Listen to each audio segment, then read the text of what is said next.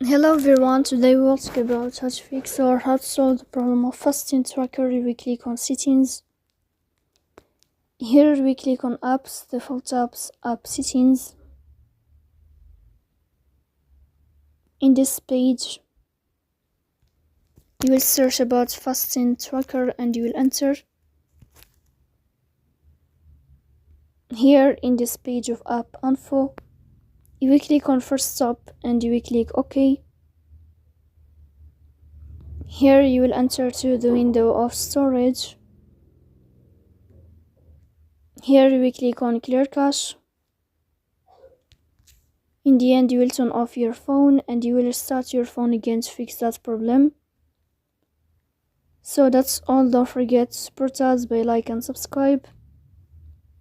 See you next time and thank you for your watching and your attention.